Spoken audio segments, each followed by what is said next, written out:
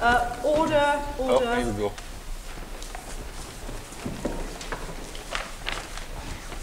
Tobacco Products Directive. Over to the live feed.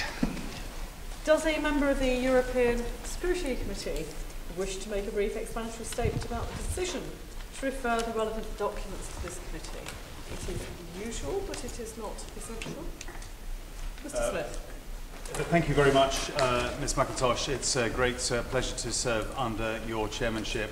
As a member of the European Scrutiny Committee, the committee felt that this document was sufficiently involved and interesting that it was worthy of greater debate here in committee before it is referred on to the whole House. And I'm very grateful to the Minister coming forward to explain the government's position in this matter. Okay. I now call on the Minister to make an opening statement. Thank you very much, Ms McIntosh. A pleasure to serve under your chairmanship. And may I congratulate the Honourable Member for Stone and his committee colleagues for recommending a debate on the tobacco products directives with this committee. We all agree that smoking has an enormously harmful impact on health. I think nearly 80,000 people die in England every year from smoking-related illnesses. So the government's committed to reducing the number of these premature deaths. It's in that context that I welcome the opportunity to debate this revised tobacco products directive. My predecessor gave evidence to the European Scrutiny Committee in the summer. I hope I can now give you all an update on where things are in negotiations. Successive governments have demonstrated a commitment to improving public health through effective tobacco control policies. Over the past decade, complementary domestic and EU legislation has contributed to a decline in smoking prevalence by both adults and young people, which is very welcome. But since the 2001 Tobacco Products Directive, there have been several scientific and international policy developments on tobacco control, an obvious one being the World Health Organisation's Framework Convention on Tobacco Control, to which every EU member state and the Commission are parties. The revised directive, therefore, proposes new or stricter requirements for existing areas of regulation across a range of areas, which include the ingredients and emissions of tobacco products, labelling and packaging, product traceability and security features, cross-border distance sales, and novel and nicotine-containing products. The UK government welcomes the revised Tobacco Products Directive and believes that overall the proposal will be good for public health across Europe, particularly with regards to helping children, prevent children from taking up smoking, which is, I think, a matter of concern to us and certainly has been expressed in a number of debates in the House, most recently as of great concern to members. In many areas, the Council... I think that I'm just going to finish my statement. Now I just remind that we can save ourselves for questions. I think I get to finish the statement and then we debate a bit later. In many areas, the Council and the European Parliament agree on the measures proposed. So, for example, we were pleased to see that on the 8th of October, the Parliament agreed with the Council and voted to ban packs of cigarettes with fewer than 20 sticks, to increase health warnings to 65% of the front and back of packs, to make pictorial warnings mandatory throughout the EU, as they are already, of course, in the UK, and to prohibit characterising flavours. During the negotiations to date, my predecessor and myself have aimed to secure adequate freedom for member states to introduce certain key domestic policies that aim for a higher level of health protection where justified. That's important because we want to retain the freedom to do more, for example, on packaging. Other objectives for the UK when we entered into the negotiations included implementing a ban on tobacco with characterising flavours, as I mentioned, for example, menthol and fruit flavours, and requiring nicotine-containing products such as e-cigarettes to be regulated as medicines. Now, whilst we felt, after due consideration, that the medicines regulatory regime applied with a light touch is the best fit for these products, it has become clear this may not be achievable. So we're working closely with other member states and the Parliament to find a compromise. There is an ongoing debate on that subject. We've been listening to all sides of points of view in that debate, and actually there's a good degree of common ground. As I've said to the European Scrutiny Committee in my most recent letter of the 9th of December, MEPs preferred to regulate e-cigarettes as consumer products with the addition of some extra controls on things such as advertising. We hope that in today's final trilogue negotiation in Brussels, a compromise will be reached which satisfies all parties. If e-cigarettes are to be regulated as consumer products, I would wish to see a compromise text that includes additional regulatory requirements that might provide us with further safeguards in relation to these products, I'm very happy to expand on those if members of the committee would wish. And I will of course update the Parliamentary Scrutiny Committees when I've received a readout from today's trilogue meeting, at which this important issue is one of the main outstanding areas of negotiation. It's difficult for me to speculate on the outcome of those discussions, but as I say, I will of course update the Scrutiny Committee. I hope that, Ms McIntosh, that's a helpful opening statement. I will do my best to respond to questions from committee members and provide further information in due course. Thank you. We now have until 5:30 for questions to the Minister. May I remind members that these should be brief. It is open to a member subject to my discretion to ask related supplementary questions. I would suggest 2 or 3 together in one go. Luciana Benson. Thank you, Chair.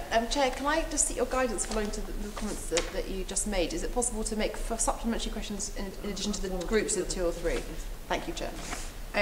If I can ask the Minister kindly, if I heard her correctly, she said that she expected today's trilogue to be the final one. If she could just conclude that today's trilogue meeting is the final one that she's expecting. I think there were some concerns that we are only having this debate and discussion today here in our Parliament.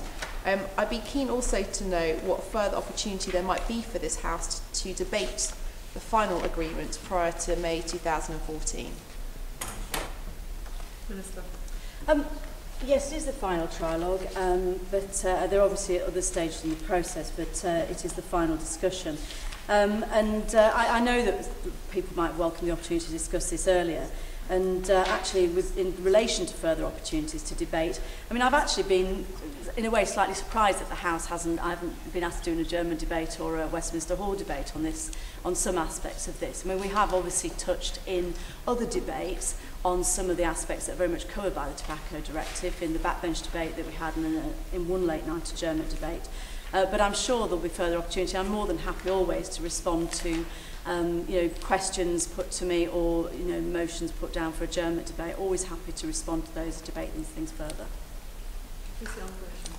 Thank you, Chair. And if I can move on to the topic around flavouring, the Minister touched on this in her remarks.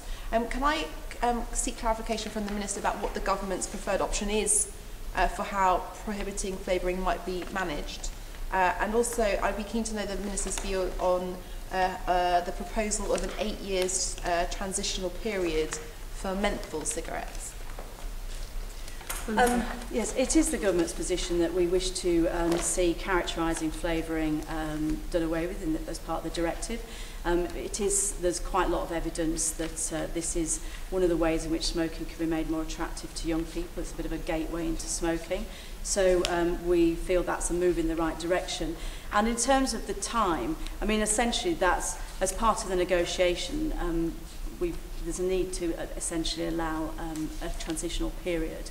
I think the time of that transitional period has been subject to various people having different views, but I think it's important to be reasonable. But I think we're happy that we're going in the right direction. There's been a great deal of common ground between the Parliament and the Commission and the Council on that issue. Thank you, Chair. If I could ask 3 questions on both packaging and on slim cigarettes. Could the Minister share with the committee today any detail on what arrangements will be in place to enable a smooth transition to minimum packs of 20? And I'd be really keen to know what the Minister's own view and the government's view is on slim cigarettes. And will the government consider acting on slim cigarettes as an individual state if the government's position isn't met by way of the trilogue negotiations today? Well, with regard to packaging, I mean, we feel obviously that the current text gives us sufficient room to proceed with the clauses in the Children and Families Bill, which I've informed Parliament about previously, which would allow standardised packing measures if, of course, that's what's decided in due course. So we do feel that we've got sufficient room to proceed with that. And with regard to slim cigarettes, I think it was just felt that during the course of the discussions, it became obvious that one needed to be pragmatic, and I've made this point in response to a debate previously. There wasn't a sufficient level of agreement to proceed, and therefore it was dropped. Thank you, Chair. If I could just, reiterate, I think there might be a bit of confusion on my question. My question was not about standardised packaging, it was actually about the minimum packs of 20. So if I could just seek clarification from the Minister on what arrangements will be in place to enable a smooth transition to minimum packs of 20.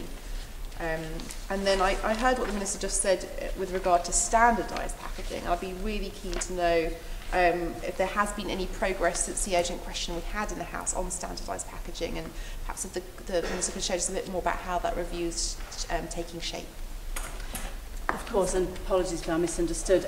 So with regard to the transitional arrangements on the minimum package size, we'll look at the implementation plans as soon as we've got final text, as soon as the final text is known.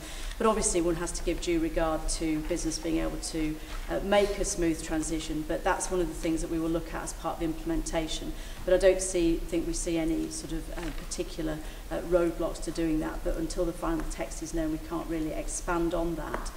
With regard to the government's review, I can't really add to a great deal to what I've told the House. I mean, Sir Cyril Chandler is conducting the independent review for the government, has, I think, is close to publishing his his own terms of the review, and he's working to terms of reference that are very clear. But obviously, you know, as an independent review, it's very much now the ball is in his court to say how he's going to conduct that. And the House will be updated in a relatively short period of time when he reports in March. Thank you, Chair. I'm going to come back to standardised packaging, perhaps the latter part of my questions. If I can move back onto, or I can talk about e-cigarettes. I was interested to hear the Minister's remarks in her opening statement. Can I just seek clarification from the Minister, just have it on record? Does she agree with us that it's vital that e-cigarette regulation does not stifle the development and growth of the e-cigarette market? Well, I think this has been one of the areas of the most lively debate over the last few months, and I mean, it's a very young market, it's a very new product, and I think that has presented challenges, if you like, for everyone. And I think that essentially where the government came down was that a light touch medicinal framework was the right thing. But actually, you know, the European Parliament came down in a sort of different place. But actually, the two positions are not as far apart as it may seem, because there is some common ground around, for example, not wishing them to be a gateway into smoking for children, but at the same time recognising, as I think many sort of authoritative voices in public health have recognised, they have the potential to be very positive for public health. But it is a very, very new product in a young market, so I think we're all feeling our way a little bit. One of the things the government feels is that the EU should certainly look to review that market at a sort of early opportunity, and that's one of the things we're feeding into the negotiations. And of course we recognise the point that we wouldn't want to stifle innovation. Those are all the different factors that go into considering our position and listening closely to what's been said by MEPs and other member states. You know, I think it is worth making the point that, of course, if a product makes a medicinal claim, it is appropriate that it should be regulated as a medicine. I note that the Minister said that while there's a great deal of common ground in the discussions, a position on e-cigarettes might not be achievable. But on the basis that we perceive that there might be one, and we don't know what those final negotiations might conclude this evening, does the Minister agree that e-cigarettes need to be available in places where existing smokers can access them in order for their public health potential to be realised? And how many, if any, of the 5,000 e-cigarette products currently on the UK market would be affected by any forthcoming regulation? Well, I haven't made an assessment on the last point, and if I'm able to, I can update her on that. But I haven't made an assessment on the last point. I think with regard to the availability, I mean, one of the kind of key things that we want to see from any compromise text is limitations on the opportunities to make NCPs appealing to children. And so a lot of our kind of negotiation is around that and that accessibility. But of course we recognise the fact that if something is not regulated as a medicine, then it was obviously more likely to be available in more places. But our absolutely key negotiating point is around ensuring that there is no appeal to children, and that it's not an attempt to make them more accessible to children than sort of that we have with tobacco. Further to the Minister's response, what is the government's view on whether there should be a minimum age requirement to purchase an e-cigarette? And will the government allow e-cigarettes to be put on general sale when the directive is transposed to domestic law? I think what our view is they shouldn't be available to under 18s. With regard to the latter point, it's not really possible to comment in that level of detail until we actually see the text that is finally agreed. But as soon as we have that text, then it's obviously more possible to comment in more detail. But I think that an answer to that question presupposes a final text which I haven't yet seen. Thank you, Chair.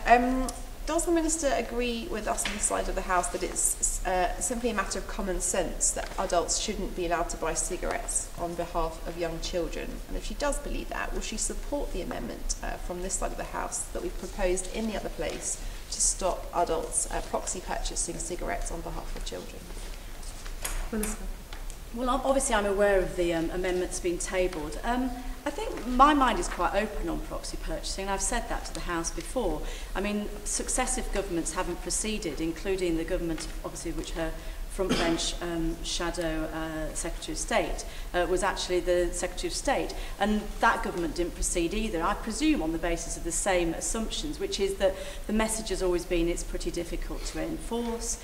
There's a relatively small number of prosecutions with regard to alcohol, although obviously it is a different sort of licensing regime.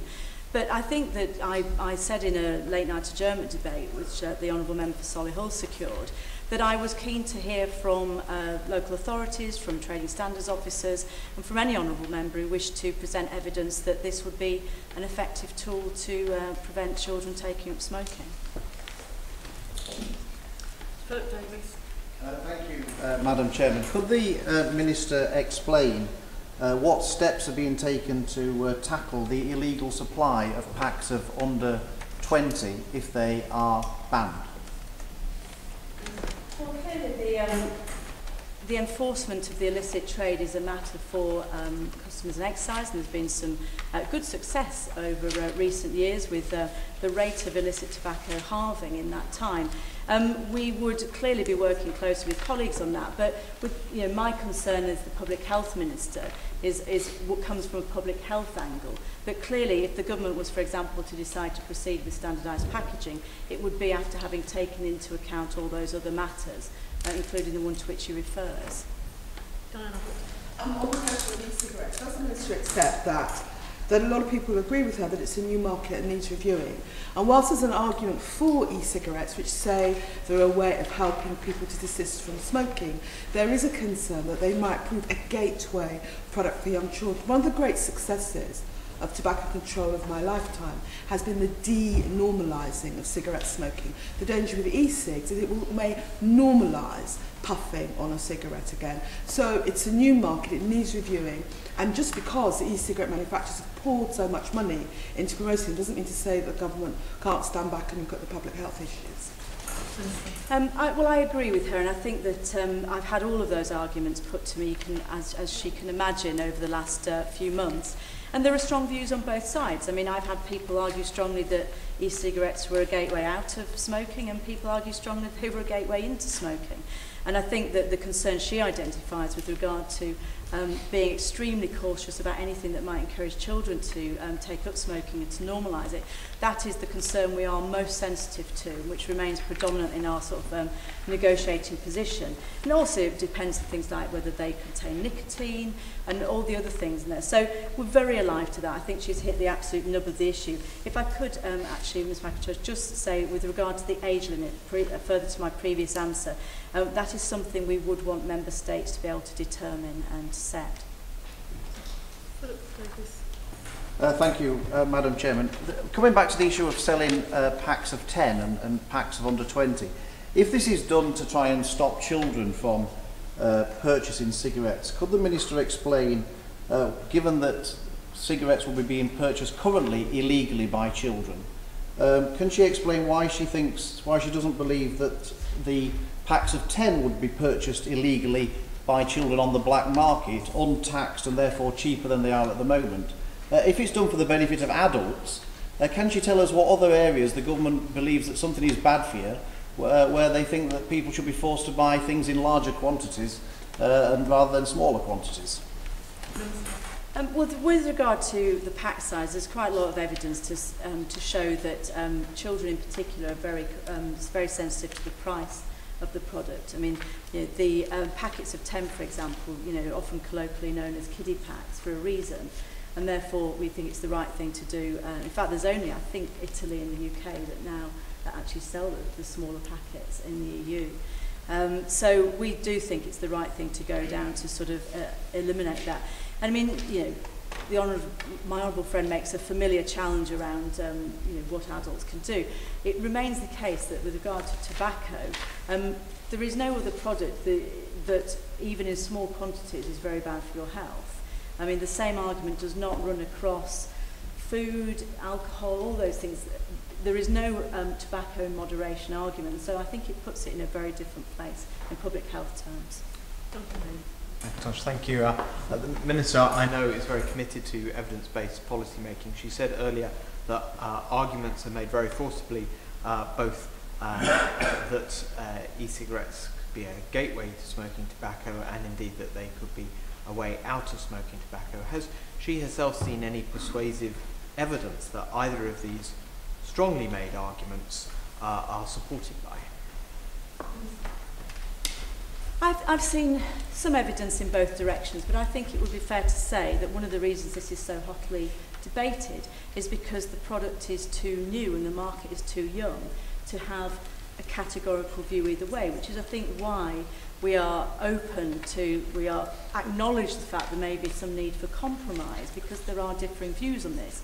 What we're trying to hold to is our central concern about preventing children taking these products and ensuring that these products don't become a gateway into smoking and a normalisation for young people. Chair, thank you very much for calling me. And I agree absolutely with the Honourable Lady for Hackney North and Stoke Newington. I think that one of the great achievements in the past 10 years is to take the norm out of smoking, so you don't go into pubs and have to smoke and experience it. And I can say with some pride that last October was 10 years since I had my last cigarette. And thank you, Honourable Ladies and Gentlemen. And I found that, for me, that was a huge achievement. And I think it was certainly helped. It was helped by restrictions that were coming on tobacco over a period of time. But I'm not convinced about the packs of 10 argument. I have to say, I think you can well argue that it's easier to stop smoking if you're in a position to buy less. I am going to ask a question, and then we can have speeches I know afterwards. very well when you're having you as a chair in the past that you are a stickler for order, Mr. McIntosh. I have absolutely no intention whatsoever of crossing swords with you this afternoon. How could I cross swords with the chair? Because of course you are the chair. But the question I wanted to ask was, is my honourable friend, the Minister, satisfied that she has explored the counter-argument that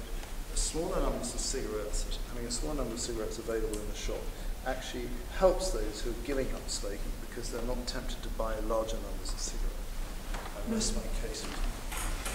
Well, I thank my honourable friend for that. I mean, obviously, I am new to this post, but I mean, clearly this has been one of the areas I've looked at a great deal in the time since I became Public Health Minister. And I think there is a lot of evidence around that. As I say, packs of 10 didn't become known colloquially as kiddie packs for no reason. And we do know that children in particular and young people are particularly susceptible to price sensitivity, and clearly these are more of an entry-level price point. I think it's also worth making the point that, as I said before, the vast majority of member states and the European Parliament support this measure, and in fact UK and Italy are the only member states that now allow that minimum pack size. So in fact there's also a good argument that the internal market can be made more efficient by creating a common requirement on pack size. So we're very conscious of that because it also removes an obstacle to the free movement of goods in the EU. Councillor Watkinson. Thank you, Ms McIntosh. I speak as a lifelong non-smoker, but I'm not going to tell him how many years that is. Looking at the motion, it is based on what is good for public health. And I wonder if the Minister is familiar with the opinion of Professor Robert West, who's a Professor of Health Psychology and Director of Tobacco Studies at University College London's Department of Epidemiology and Public Health. In reference to e-cigarettes, he says, e-cigarettes are about as safe as you can get. We know about the health risks of nicotine. Nicotine is not what kills you when you smoke tobacco. E-cigarettes are probably about as safe as drinking coffee. All they contain is water vapour, nicotine and propylene glycol, which is a vaporising agent. So I wonder if she has taken that opinion into consideration in forming her motion. Well, I thank my honourable friend. I'm not familiar with that particular learned opinion, but I have read similar ones as I've been sent links to numerous articles and arguments over the last couple of months, nearly all of which I've read, so I have heard that view expressed. I mean, it is certainly the case that I've been advised by officials and by people who've been working on this area for some years that it isn't the case that every e-cigarette out there has the contents she's just described. I mean, there are a lot of different products on the market. It's not particularly clear where some of those products actually originate from. I mean, obviously there are some big brands moving into this market now, but in some of the smaller brands and some of the imported products, there are actually all sorts of different things in them. And one of the things I think that everyone, European Parliament, Commission, Council agree on is that we should have a much greater clarity around what is actually in e-cigarettes if they are to have the efficacious impact that she describes with regard to public health, if that is where compromise text ends up. Thank you, Madam Chairman. I just have three final questions for the Minister, if that's okay. The first one is has she considered, if she wishes to protect children, has she considered enforcing the existing law which bans children from buying cigarettes in the first place, and perhaps toughening up the penalties for children who try and purchase tobacco or those who sell it to them? In terms of packs of 10 and 20s, does the Minister think that forcing people to buy more than they want or need is good for their health? She gave reasons that even taking tobacco in small quantities is bad for people's health, therefore they need to be banned. So in that case, why does the government still agree with selling packs of 20 if packs of 10 are so bad for you that they need to be banned? And finally, could she set out the relationship and how cosy that relationship is between Ash and her government department? Thank you very much. Well, with regard to the first point about children purchasing, I mean, clearly, children shouldn't be purchasing, and I'm very happy with with regard to any tightening up of the law around that. That would clearly be a Home Office lead. I'm very happy to have that conversation with Home Office colleagues, but it wouldn't be for me as the Public Health Minister to lead on that. What I would say to him, though, is that public health has been largely devolved to local government now. I think that's a very good move, and one of the reasons I think it's a good move is because this problem of children buying cigarettes and children taking up smoking at a young age is very variable around the country. And one of the things I want to encourage is that if that is one of the main public health challenges in a particular local authority area, that they feel empowered to take as robust as action as they can with that new public health remit, which is also backed up by some ring-fence money. So I'd be very happy to see robust action taken by public health officials, but with regard to new offences, that would be a matter for the Home Office. I can't really add to my previous response with regard to TENS, as I said to my friend previously with regard to the issue of price sensitivity, etc. So I would just draw his attention to my previous answer. With regard to Ash, I've obviously had representations from Ash, as I have from all manner of people. And of course, there was a huge consultation took place last year on standardised packaging, during the course of which I think every shade of opinion was put, and everybody had a chance to put detailed comments. I'm sure that he made a comment to that consultation. It's certainly the case that both the industry and those who are dedicated to combating smoking all had a chance to put their points on the record in some great detail, and of course all of that evidence is available to Sir Cyril Chandler's review should he wish to take advantage of it. Order. If there are no further questions from members, we will now proceed to the debate on the motion. I call the Minister to move the motion on the paper. No formula. The question is in the terms set out on the paper, and I call Luciana motion. Thank you, Chair.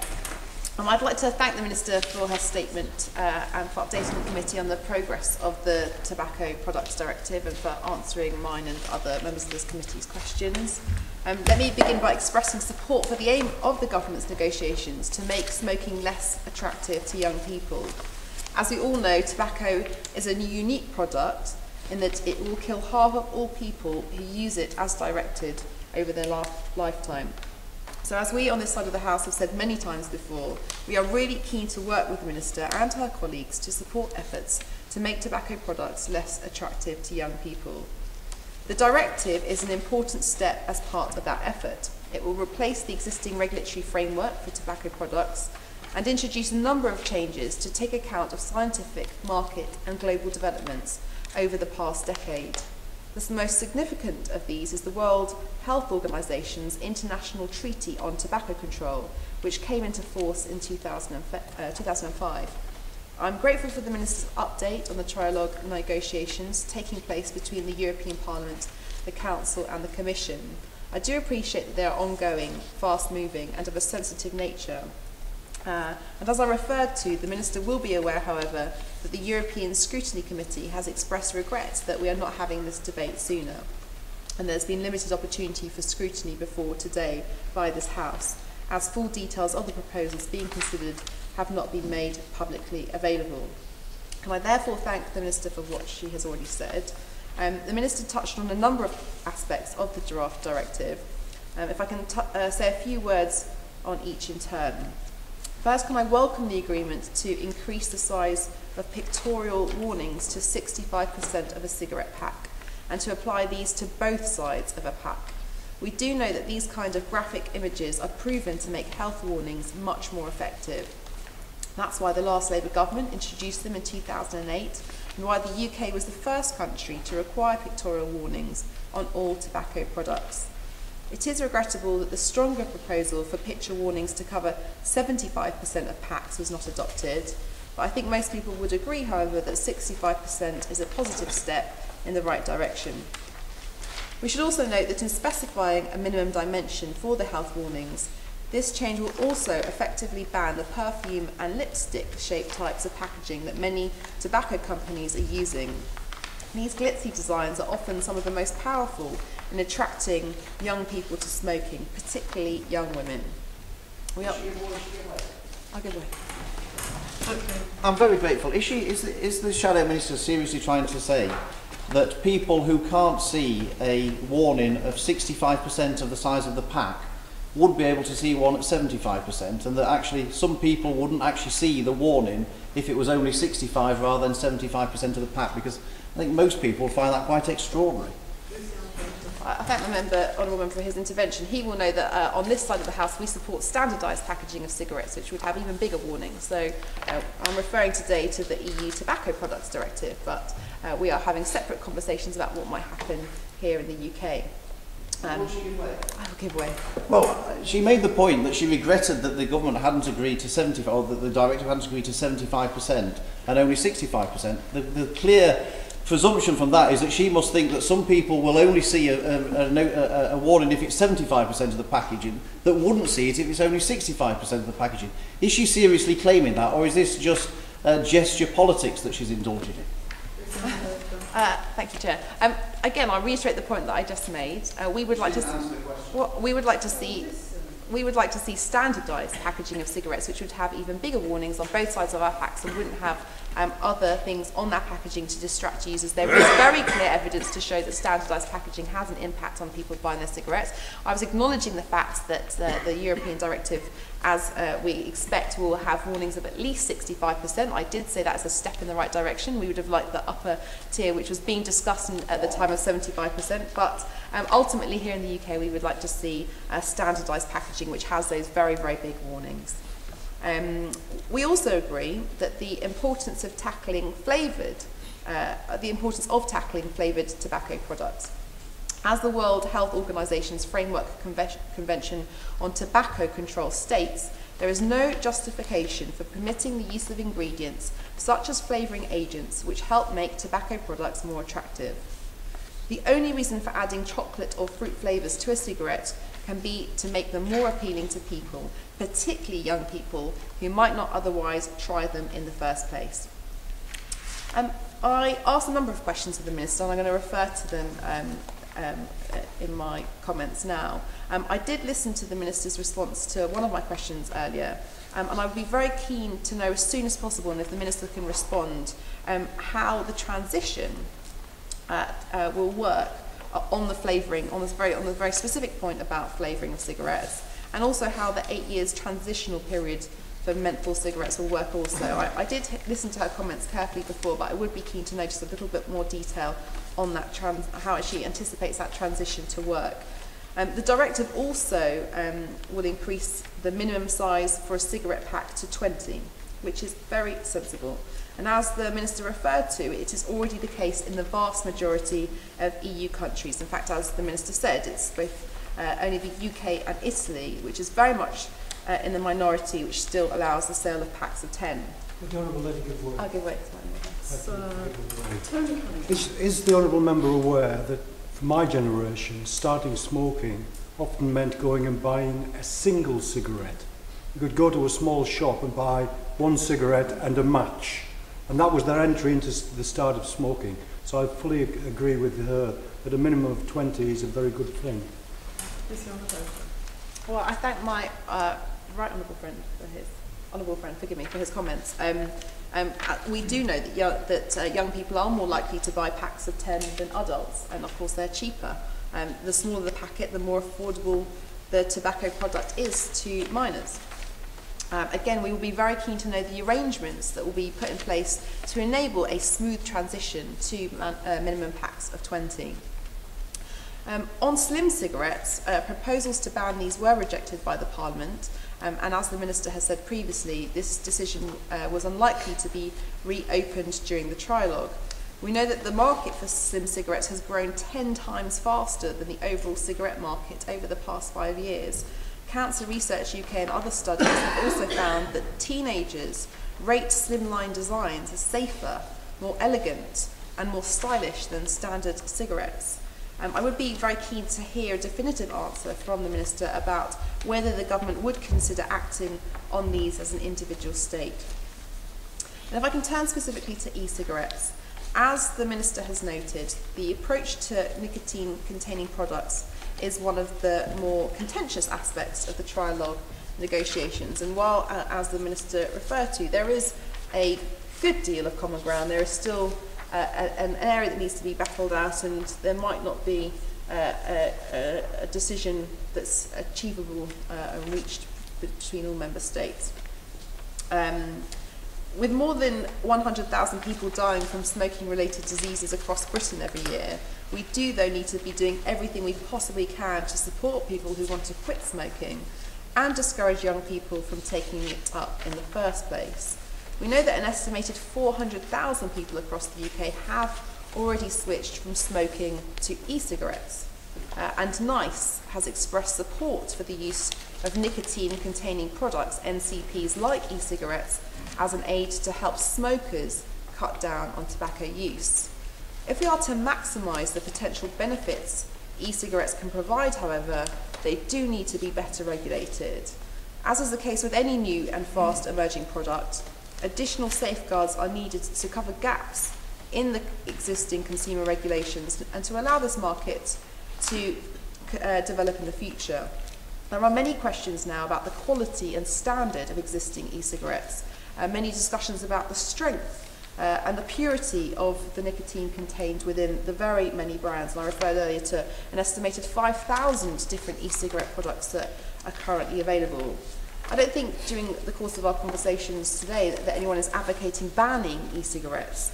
Done in the right way, medicinal regulation of e-cigarettes provides the best available framework to ensure products are effective, reliable and available to the people who can most benefit from them, and that's existing smokers. I welcome the fact that the Minister acknowledged that this is a young market and that she agreed that regulation shouldn't stifle the e-cigarette market, as has been advocated by the Royal College of Physicians, the Trading Standards Institute, Action on Smoking and Health and the Smoke Free Action Coalition.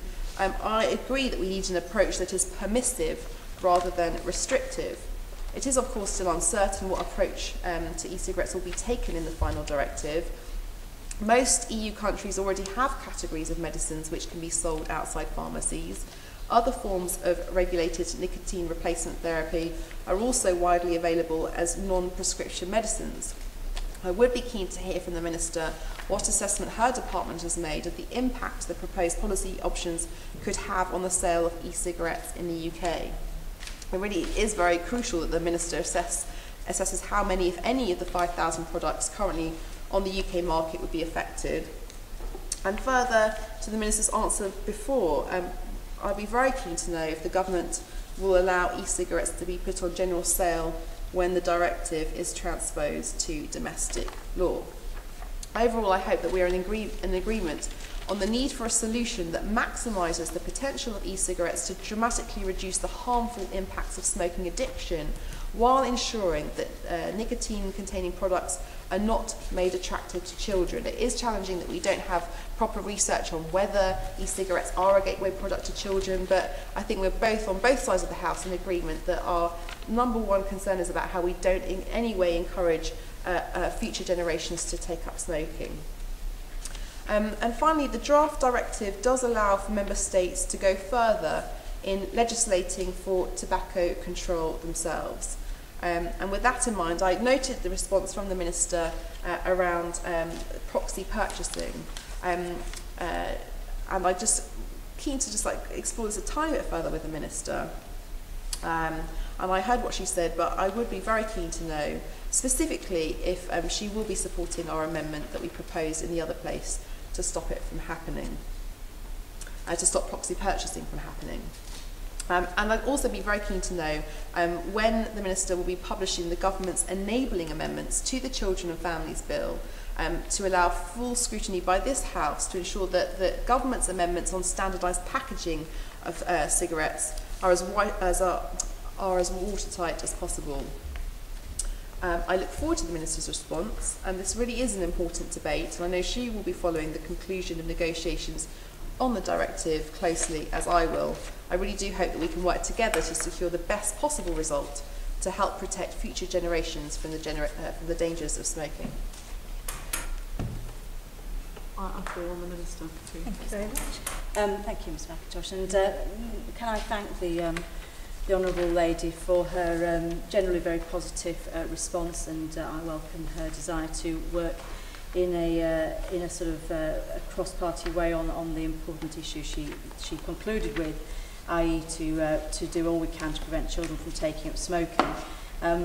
We had perfect illustration from one of our colleagues here on the committee today of the fact that many people do start. We think 2/3 of people start to smoke, and I've spoken to members of this House who've admitted they started smoking as 12-year-olds and took many, many years to quit after a habit that was already ingrained before they were even adults. So she emphasises that, and we have agreement around the importance of that. And of course the UK does have a worldwide reputation, upheld by successive governments, I think, for good public policy with regard to tobacco control. I thank her for her support on pictorial warnings and the percentage of the packaging. I mean, with regard to e-cigarettes, I think she summed up the balancing approach that the trilogue is seeking to take, and some of the challenges around that. There is a relatively small amount I can say further at this stage. I would make the point that with regard to those e-cigarettes making medicinal claims, some I understand are already putting themselves forward for medicinal style regulation, because of course that would bring them within the scope of them being able to be recommended as products to help people quit from smoking. So we know that some products are already going in that direction. With regard to all the various implementation questions she asked me about the availability, it really is too early for me to speculate about that without seeing the final text. I'm sorry not to be able to go further on that. I hope she understands. And of course, as soon as we know what the final text is that emerges from trilogue, I will seek to update the committee. I note the regret that the committee hasn't had a chance to meet before, but it is worth noting for those perhaps less familiar with the sort of correspondence between myself and the committee. I mean, I've written to the committee formally, the European Scrutiny Committee, on the 2nd and the 9th of December, and I also spoke to the chairman on the 6th of December to make the chairman of the committee aware of where things stand and seek a steer from him with regard to the level of update that he wanted. So I have done my best to keep the committee abreast of things. Things have moved quite quickly in the last few weeks, and I've actually had 3 specific opportunities I've taken to update the committee chairman on that. With regard to proxy purchasing, I mean, I note her comments. I'm not going to comment with regard to the amendment that's been put down. I haven't looked at the detail of that. My honourable friend, the noble Lord who represents the Health Department in the Upper House, will be responding to that. I do just note, though, that if it was as straightforward as perhaps she presents it, I suspect a previous government might have gone down that road. But nonetheless, it is something that we are open to getting more evidence on. But we shouldn't be legislating just for the sake of it. We have to believe that that could be an effective measure. Could I just put on the record, Ms McIntosh, that with regard to a question asked previously, with regard to ASH, I just want to state that ASH do currently receive a grant from Department of Health to support the implementation of the Tobacco Control Plan for England, but the limitations on that grant are very clear, but I just want to give the House that assurance. Responding to points around enforcement of children purchasing, trading standards do take the lead on enforcement, and they take it very seriously, and we've also got work happening with Public Health England and the Department of Health in support of them with regard to that. With regard to transposing the directive into domestic legislation, particularly on transitional arrangements, to enable business to adjust, we will turn our attention to that when we know what the final directive looks like. But clearly one would have to take a reasonable approach and again balance the need to move in that direction at a sensible pace for the good of public health, alongside reasonable accommodation for business for a transitional period. But beyond that, we can't go into more detail at this stage. I would just say on menthol, the transition period that the European Parliament wants is 5 years, but the Member States want 3 years, and that is being discussed in trilogue, but that is our position around 3 years. With regard to slim cigarettes, I very much heard what she said on that, and in particular about the way they are presented. I think particularly trying to present them as attractive to young women, and young women taking up smoking, particularly the number of young women smoking in pregnancy, continues to be a concern. It's very variable regionally, but some regional results give great cause for concern. We will continue to keep the issue of slim cigarettes under a close watch, and obviously we'll consider what more can be done if this form of cigarettes, if we do see evidence that it is encouraging more young people to take up smoking. I think that I've tried to respond to all the main points that she asked, but obviously I'll be in a position to update the committee further once trialogue is completed, and I'll seek to do that as soon as is reasonably possible. The question is in the terms set out on the paper. As many as are that opinion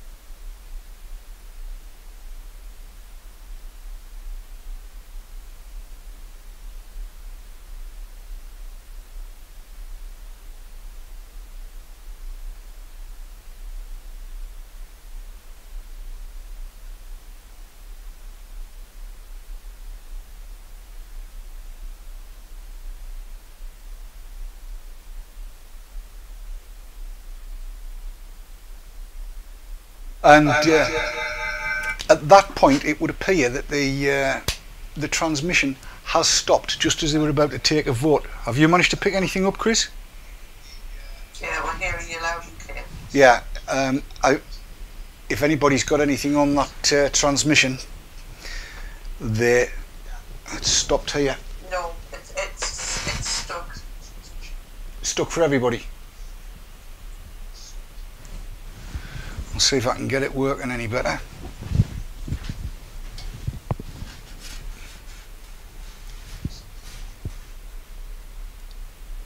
I'll try it on another browser. Yeah, I'm just running it through.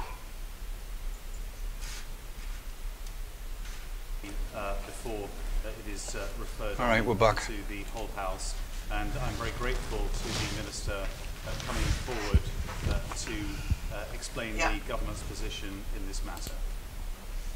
Okay. I now call the Minister to make an opening statement. Thank you very much, Ms McIntosh, and pleasure to serve under your chairmanship. And may I congratulate the Honourable Member for Stone and his committee colleagues for recommending a debate on the tobacco products directives with this committee.